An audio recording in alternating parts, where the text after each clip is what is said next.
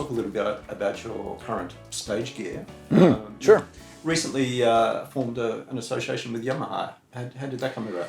Well, through the years, I've always kept my eye on what I felt, an ear on what I felt was the truest reproduction of piano through the digital means. It's changed company to company, and this day and time, Greg, there's so many great instruments out there. The technology is just fantastic. But to get to Yamaha, their most recent instrument that I'm using is called the CP4. I think it's a wonderful instrument, great reproduction. They use the samples from their own Yamaha pianos, and there's several choices that you have within the instrument.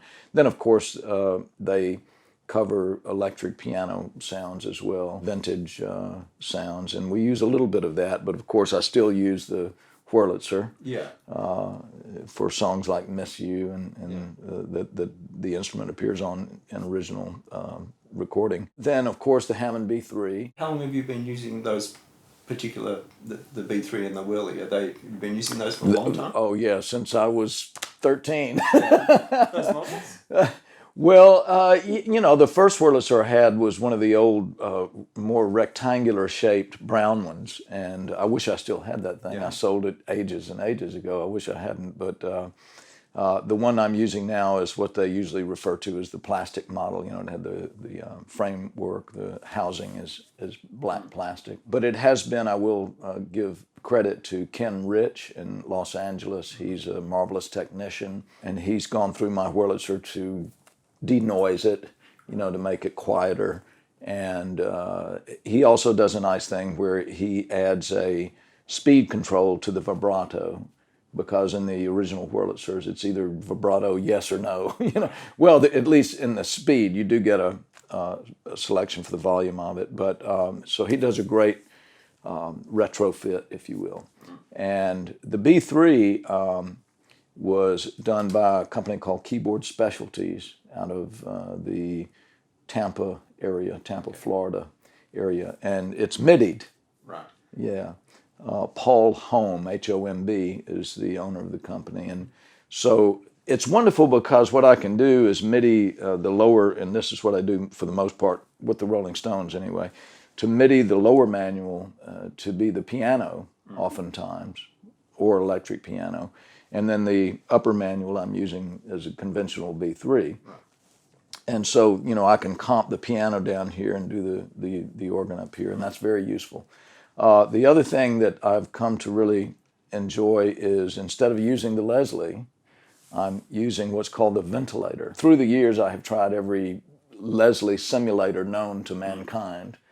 But this one came out, and the technician, a guy named Greg Black, who's also a fantastic Hammond B3 technician out of Georgia, he said, man, have you heard this thing? And I said, no, skeptical, I've heard the ones before, and I don't really like them. The Leslie's the real deal. He said, I'm telling you, man, you ought to just listen to it. So he sent me one. I listened to it. It freaked me out. Actually, I was preparing, working with John Mayer, and Chad Franskowiak, his engineer. We plugged it up, and he came running out of the control room saying, that's the best Leslie sound I've ever heard in my life. I said, it's not a Leslie, man. I said, I know, but I can't believe it. So, and the same with Dave Nattell, our engineer here with the Rolling Stones. He heard it and freaked out about it. So I've been using that in place of the Leslie, believe it or not. And it has a lot of advantages. One great advantage, of course, is that you don't have the wind noise when you're miking a Leslie, because, as it's spinning, you're getting whoof, whoof, whoof, whoof. And the unit has a lot of selections, like the distance, which means how far are you miking the Leslie, so you have that control on the ventilator. And you have, of course, an overdrive function, and you have the balance between upper and lower, the baffle that spins over the speaker, and then the horn that spins on top. So I've really enjoyed using that. Just getting back to the CP4 for a minute. Yeah. Do you tweak the sound much? Not a whole lot, to be honest with you. It does have a little onboard graphic equalizer, and every now and then, depending on the situation, if the room calls for it, I may use just a little bit of EQ change on it.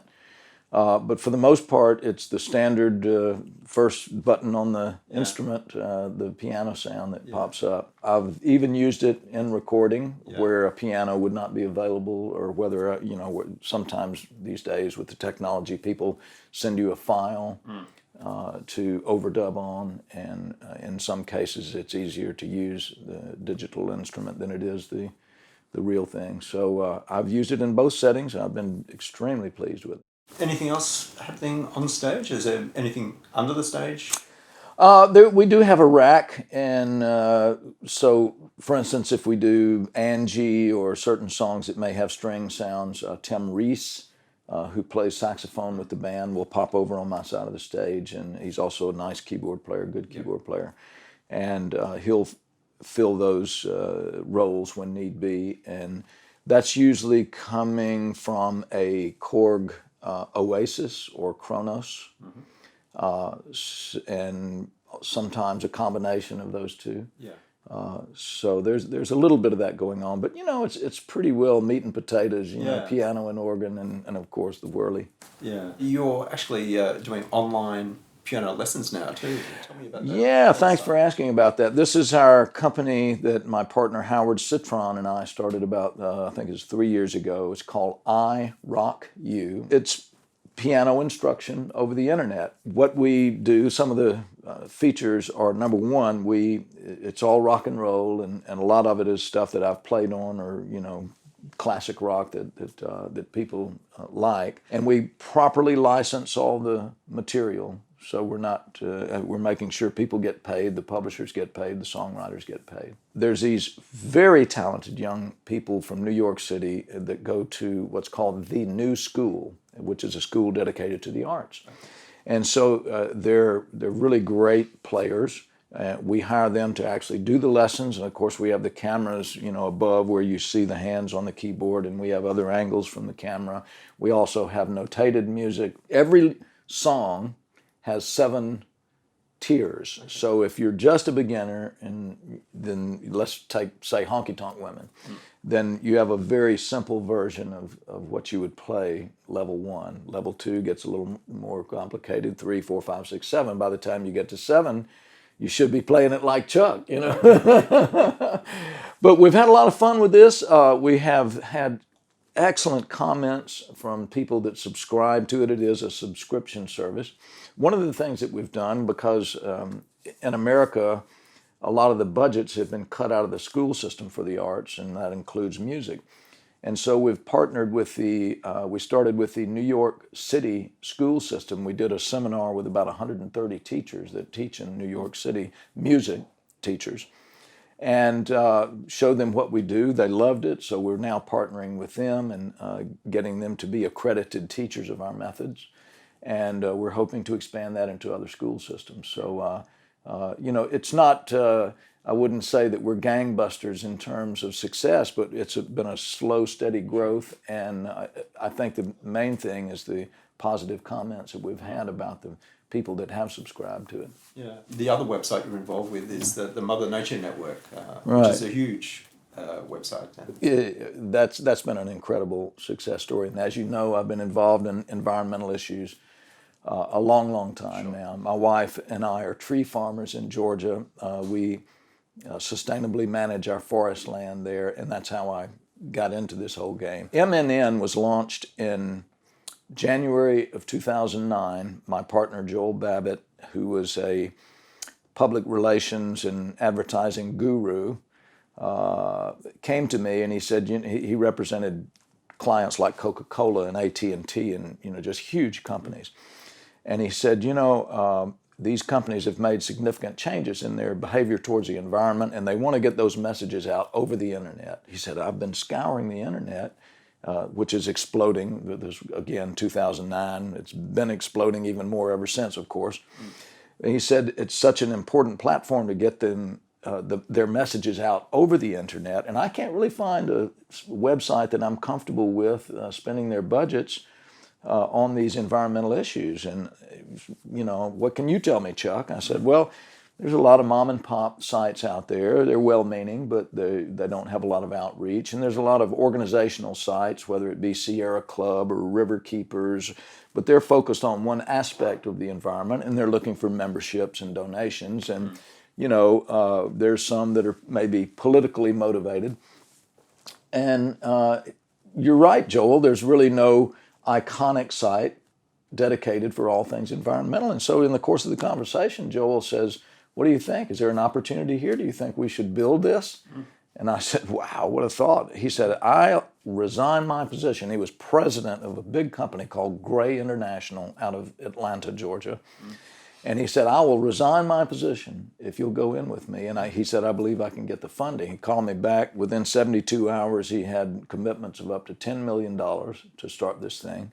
And we launched in January of 2009 on a wing and a prayer. We're getting 8 million hits a month now, which is just tremendous. And even more important are the page views. We're getting almost 30 million page views a month. So it's been a wonderful story, and I feel good about it because, look, people are concerned about environmental issues. Yeah. And, outside of the United States, what country visits us most? Australia. It's Australia. Yeah. And we're very proud of that. And it says the people of Australia are very concerned with these issues, as people all over the globe are. We are proud of the fact that we're very credible. We don't put anything up there that we know isn't true. And so that's been a lot of fun. Yeah. One last one, Chuck. I know you were pretty excited when you got the call to join the Stones. Yeah. I know you were happy when Eric Clapton left a message on your phone to play with him. Who else is on your bucket list? Someone you haven't played with? Well, I tell you, the last couple of years with John Mayer, wow, what a great artist, a great singer, songwriter. And to watch the development of John's career has been fantastic for me. He had success at a very young age, but he's matured and matured and matured, and his playing is just phenomenal now. Just incredible. I think he's the flag bearer, of rock and roll, in my opinion, and great songwriting.